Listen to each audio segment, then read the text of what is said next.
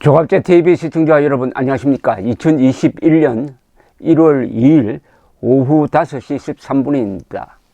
5시 13분입니다.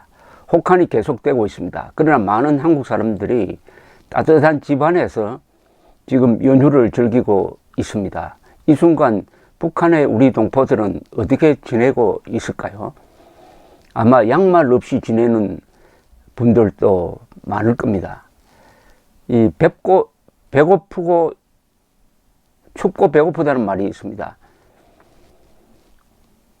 배고프면 더 추워지고 추워지면 또 배가 고파집니다.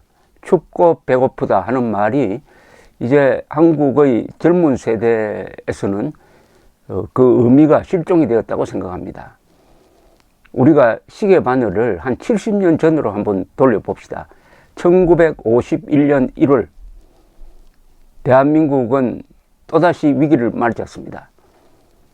이제 망하느냐 견디느냐의 기로에 섰습니다.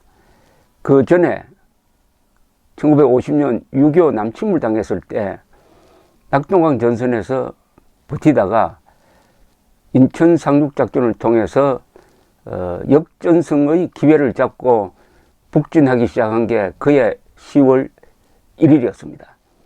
10월 19일에는 평양을 점령을 했습니다. 며칠만 더 밀어붙이면 북진 통일이 되겠구나 하는 희망에 부풀어 있을 때 그해 10월 19일 모택동은 30만 명을 보내서 북한 산악지대에 숨겨놓았습니다. 이걸 무시하고 메가더 사령관이 진격을 계속하니까 10월 하순에 반격을 합니다. 그때는 한국군만 골라서 주로 치고 뒤로 싹 빠져버렸습니다. 이때 메가더 사령관은 결정적 오판을 합니다. 개입한 중공군은 많아봤자 몇만 명 수준이다. 그래서 한 달 뒤 11월 하순에 크리스마스 공세라는 별명을 붙인 작전을 명령합니다. 북진 통일을 눈앞에 두고 있다.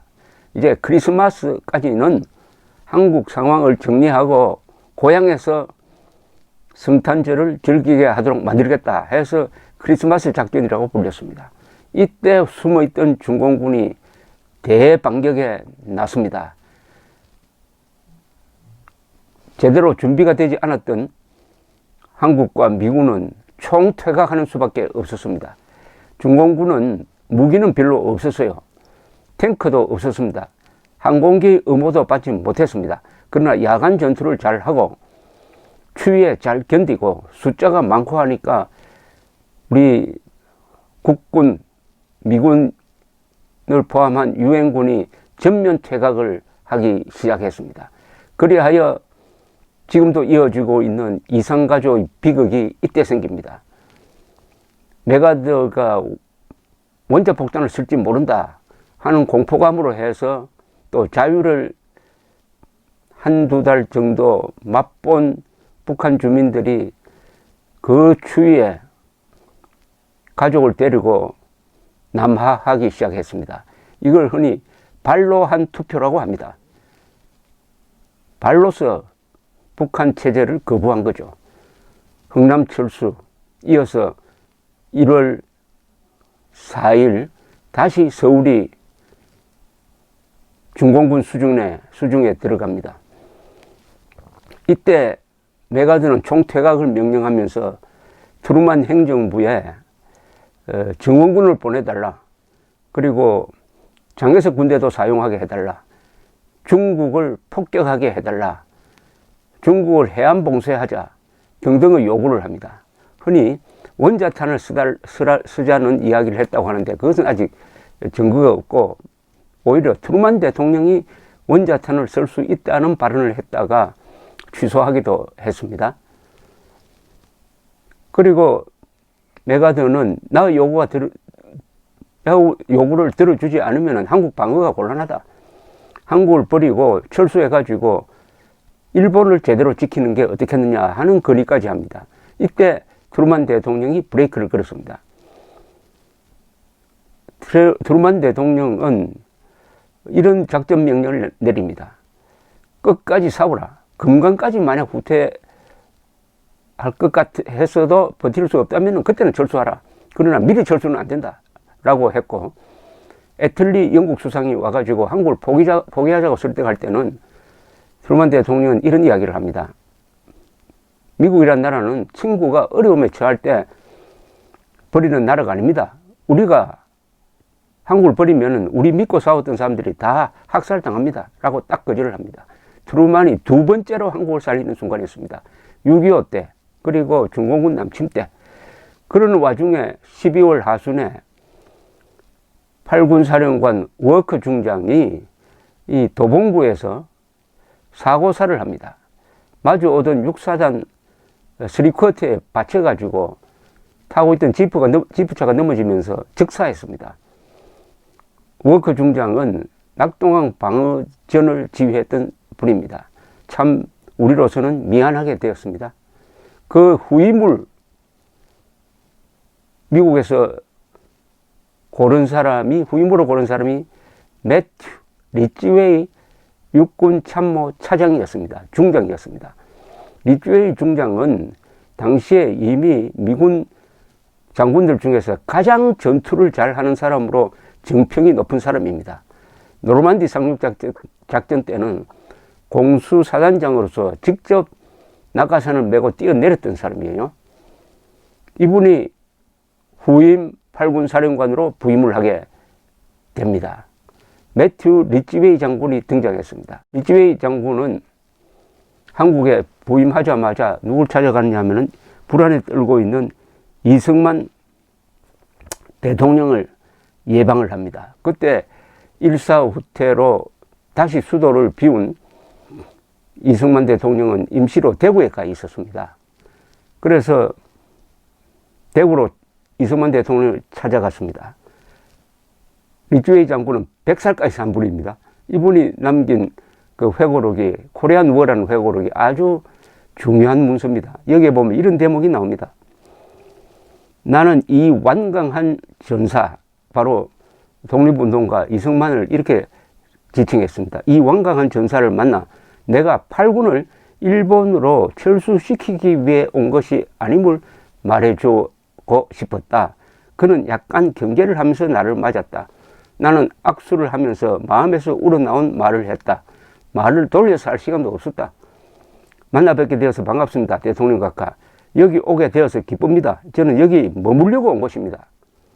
이 말을 그는 기다렸던 것 같았다. 그는 태양처럼 환하게 웃으면서 눈에 물기가 고였다. 그는 두 손으로 나의 손을 잡았다. 이 리치웨이 장군은 신사였습니다. 이 회고록을 읽어보면은 이분의 인간됨이 그대로 전해옵니다. 이 미국의 장군들은 이 교양 있는 분들입니다. 이게 다른 나라의 군인들과 차이가 바로 이겁니다. 리치웨이나 메가드나 뭐 여러 유명한 아이젠하워, 마셜 같은 분들이 남긴 글과 이 말을 보면은 그야말로 문무겸전의 아주 교양 있는 신사 같은 군인이죠. 이 회고록에 이런 장면이 나옵니다. 1951년 1월 1일 딱 70년 전입니다. 리치웨이 장군은 서울 북쪽으로 가서 후퇴하는 한국군을 바라보고 회고록에 적었습니다. 한국군이 무질서하게 무기를 버리고 지휘계통도 무너진 채 퇴각하는 모습을 실감있게 그렸습니다. 리치웨이 장군이 차에서 내려가지고 한국군이 붕괴하는 그걸 막아보려고 했지만은 공포에 질린 한국군은 미군 사령관의 말도 듣지 않고 도망가더라고 적었습니다. 이런 장면을 묘사를 했습니다. 그 장면은 평생 잊을 수 없을 것이다. 남자들, 여자들, 아이들, 수염을 기른 노인들, 아들의 등에 어린아이처럼 업힌 할머니들, 그들은 말없이 한강을 건너갈 자신들의 차례를 기다리고 있었다. 그들의 유일한 목적은 공산주의의 폭력을 피해 잠시 맛보았던 그 자유를 찾아가는 것이었다. 여기 아들의 등에 어린아이처럼 업힌 할머니들 생생하지 않습니까? 그때 아들이 그럴 수 없는 할머니를 등에 업고 그 추운 얼어붙은 한강을 남쪽으로 건넜던 것입니다. 리찌베이 장군은 이런 글을 남긴다. 이게 1월 하순에 이 미군 장병들한테 보낸 편지입니다. 제목이 우리는 왜 여기 있는가? 우리는 무엇을 위해 싸우는가? 하는 문장입니다. 저는 이 문장을 읽고 하도 감동을 해가지고 번역을 해서 제가 조갑제닷컴에 싣기도 하고 책을 낼 때는 꼭 이 편지를 붙입니다. 이게 군인이 이런 글을 쓸 수 있다는 걸 한번 여러분들 제가 읽어 드릴 테니까 느껴보시기 바랍니다. 6.25를 대표하는 몇 가지 명문장이 있습니다. 트루만 대통령의 연설, 이승만 대통령이 트루만에게 보낸 편지, 메가더 사령관이 의회에서 연설한 유명한 노병은 죽지 않고 사라질 뿐이다. 그와 비견되는 명문이 바로 이 우리는 왜 여기 있는가? 우리는 무엇을 위해 싸우는가라는 리찌베이 장군의 글입니다. 이 리찌베이 장군 덕분에 우리가 지금 이렇게 혹한을 견디면서 편안하게 즐기고 있습니다. 리찌베이 장군은 중공군의 전선이 저 수원 남쪽으로까지 내려왔을 때 부임을 했습니다. 그리고 전선을 돌아다니면서 미군들의 사기를 진작시키고 다시 반격태세를 갖춘 다음에 그해 2월에 다시 반격작전을 펴니다. 그리하여 3월 중순에 다시 서울을 탈환하고 전선을 38선까지 밀어 올립니다. 바로 서울을 탈환한 작전, 그리하여 트루만 대통령이 고려하던 한국 포기를 안 해도 되도록 만든 사람, 이분이 매튜 리찌베이 장군이라는 것을 기억하고 제가 지금부터 읽어드리는 글을 감상해 주시기 바랍니다. 70년 전 대한민국 전망이 걸렸던 그 추운 겨울을 상상하시면서 한번 들어주시면 좋겠습니다. 내가 한국에 온 지난 수주 동안 제8군 장병들의 마음속에 두 개의 절실한 의문이 있다는 것을 알게 되었다. 그것은 우리는 왜 여기 있는가? 우리는 무엇을 위해 싸우는가이다. 8군 사령관으로서 나는 모든 장병들이 나의 응답을 들을 권리가 있다고 판단하여 1951년 1월 21일자로 8군에 소속되거나 관련된 모든 사람들에게 아래와 같은 나의 응답을 전달하도록 지시하였다. 첫 번째 질문, 왜 우리는 여기에 있는가에 대한 답은 간단하고 단호하다. 우리가 존중하는 정부의 합헌적으로 구성된 당무자들이 내린 결정에 의하여 우리는 여기에 와 있다. 유엔군 사령관인 더글라스 메가더 원수는 말했다. 유엔 회원국들이 우리에게 부여한 임무에 따라서 우리 사령부는 한국에서 군사적 포진을 유지할 것이다.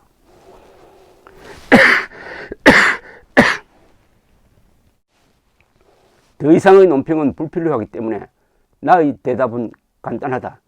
우리가 바치고 기대하는 충성심은 이상의 명령에 대한 아무리 사소한 의문이라도 허용하지 않는다. 그래서 나의 대답은 단호한 것이다. 첫 번째부터 이 법률적으로 따집니다. 합헌적인 명령에 의해서 우리가 한국에 파견되었으니까 우리는 그 명령을 따라야 한다. 뭐 무조건 따라야 된다, 뭐 이런 말 안 합니다. 헌법을 따라야 한다. 참 근사한 질문이죠.